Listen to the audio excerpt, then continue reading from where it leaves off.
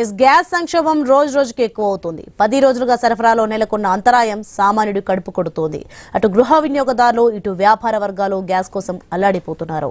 ఉమ్మడి పాలమూరు జిల్లా వ్యాప్తంగా చాయ్ డబ్బాల నుంచి పెద్ద పెద్ద హోటల్స్ వరకు గ్యాస్ సిలిండర్లు లేక నిర్వాహకులు హోటల్ మూసేసుకునే పరిస్థితి నెలకొంది.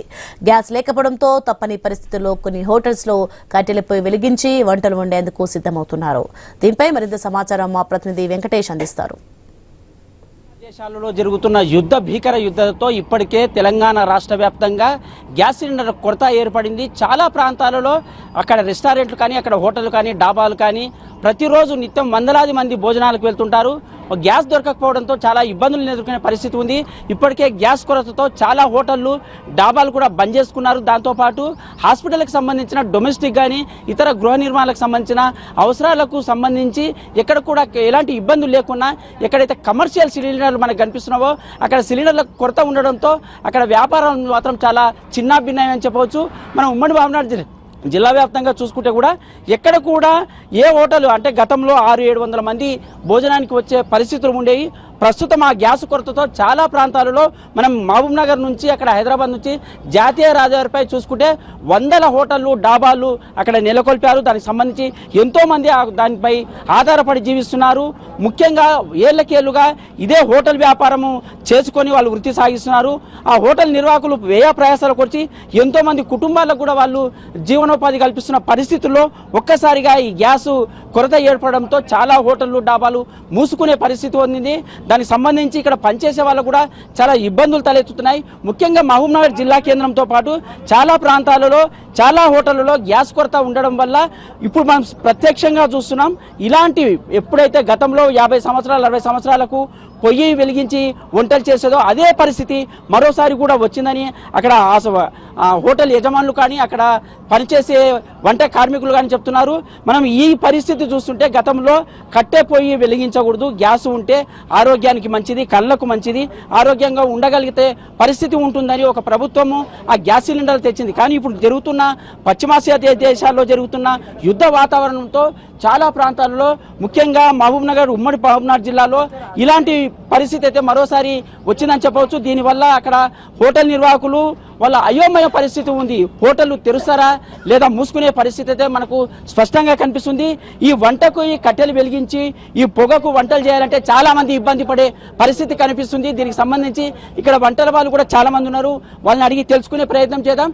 మీకు ఈ వంటలు చేయడం వల్ల ఎలాంటి ఇబ్బంది ఉంటుంది? హోటల్కు గతంలో ఎంతమంది వచ్చేవారు భోజనానికి, ఎంతమందికి చేసేవారు, ఇప్పుడు ఎట్లా ఉంది, ఇప్పుడు భవిష్యత్తులో ఎట్లా ఉండదు అనుకుంటున్నారు? భవిష్యత్తులో ఇట్లా ఉంటే ఇంకా చాలా ఇబ్బందిగా ఉంటుంది, చాలా ఇబ్బందికరంగా ఉంటుంది. కంపల్సరీ గ్యాస్లు అరేంజ్ చేయాలా. గ్యాస్ లేకుంటే చాలా తిప్పలు అవుతుంది.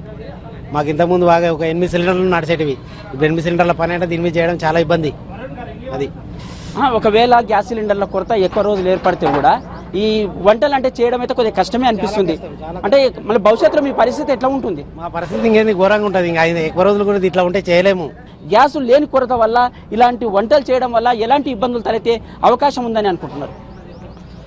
ఇప్పుడు దీని నుంచి చాలా ఇబ్బందులు ఉన్నాయి. గ్యాస్ అయిపోవడం ద్వారా ఇప్పుడు ఈ కట్టెల పొయ్యి పైన చేయాలంటే చాలా రిస్క్. ఎందుకంటే అప్పట్లో చేసేవాళ్ళు, ఇప్పుడంటే మొత్తం ఎల్పిజి గ్యాసులు అయినాయి కాబట్టి చేయడము ఇప్పుడు అసాధ్యం. ఈ కట్టెల పొయ్యి పైన చేయడం. ఎందుకంటే ఇప్పుడు ఈ మాస్టర్లు ఇంతమందిని ఉపాధి కల్పిస్తున్న ఓనర్లకు కూడా చాలా ఇబ్బందులు ఉన్నాయి. ఎందుకంటే ఇప్పుడు ఇంతమంది ఉపాధిని కల్పిస్తున్నాము, సడన్గా ఇట్లా మనకు గ్యాస్ అయిపోవడం కానీ ఇట్లా దీని నుంచి మనకు చాలా కొరతలు ఏర్పడినాయి. ఇప్పుడు ఈ బిర్యానీలు కూడా దీనిపైన చేయాలంటే కూడా చాలా రిస్క్. ఎందుకంటే దానికి ఒక టైమింగ్ ఉంటుంది, ఆ టైమింగ్ కూడా తెలియకపోవచ్చు. ఇప్పుడు వచ్చే కస్టమర్లు కూడా అది మాడిపోవచ్చు, కూడా ఇంకా కొంచెం బాయిల్ కాకపోవచ్చు. ఇట్లాంటి చాలా సమస్యలు ఉంటాయి కట్టెల పొయ్యి పైన. మా సార్కి 3 రెస్టారెంట్లు ఉన్నాయి, 3 ఇదే పరిస్థితి. రోజు 8 సిలిండర్లు అయితేనే మాకు డిస్ట్రిబ్యూటర్ సప్లై చేస్తుండే. ఇప్పుడు అతను కూడా చేతులు ఎత్తేసి ఏం చేయలేను నేను. ప్రతి ఒక్కరి హోటల్ యజమానులది, నిర్వాహకులది కూడా ఇదే పరిస్థితి ఉంది. ఒకవేళ భవిష్యత్తులో కూడా గ్యాస్ సిలిండర్ల కొరత ఏర్పడితే ఖచ్చితంగా దానికి సంబంధించిన ఇబ్బందులు తలెత్తే అవకాశం ఉంది. ముఖ్యంగా ఈ హోటల్ వ్యాపారంపై ఆధారపడే ఎంతోమంది కుటుంబాలు అంటే ప్రతిరోజు వేతనాలకు సంబంధించి కుటుంబ పోషణకు భారంగా మారే అవకాశం ఉంటుంది. కార్మికులు, వంట కార్మికులు ఉంటారు, ఎంతో మంది ఒక్కొక్క హోటల్లో 60-70 మంది పనిచేస్తుంటారు. ఈ గ్యాస్ కొరత వల్ల ఒకవేళ హోటళ్లు మూస్తా పడితే మాత్రం వాళ్ళ భవిష్యత్తు అంధకారమయ్యే పరిస్థితి స్పష్టంగా కనిపిస్తున్నది. కేంద్ర రాష్ట్ర ప్రభుత్వాలు ఖచ్చితంగా దీనిపై దృష్టి సారించి అందరికీ ఆమోదయోగ్యం ఉండేటట్ల ఈ డిస్ట్రిబ్యూషన్ ఎక్కడైతే కమర్షియల్ సిలిండర్లు కావాల్సి ఉందో దానికి సంబంధించిన అందుబాటులో ఉంచాలని అయితే అక్కడ హోటల్ నిర్వాహకులు కానీ, డాబాలు కానీ, అక్కడ ముఖ్యంగా హాస్పిటల్లో పరిస్థితి దీనావస్థకు చేరింది. హాస్పిటల్లోకి వచ్చే రోగులకు అక్కడ వంట చిన్న క్యాంటీన్లు ఉంటాయి. ఆ క్యాంటీన్లో కూడా గ్యాస్ కొరత వల్ల చాలా ఇబ్బందులు తలెత్తే అవకాశం అయితే స్పష్టంగా కనిపిస్తున్నది. ఏది ఏమైనప్పటికీ గ్యాస్ కొరత వల్ల హోటల్స్ కానీ, ఇతర మాల్స్ కానీ చాలా ఇబ్బందులు పడే అవకాశం అయితే స్పష్టంగా కనిపిస్తున్నది. Mahbubnagar, Venkatesh, I news.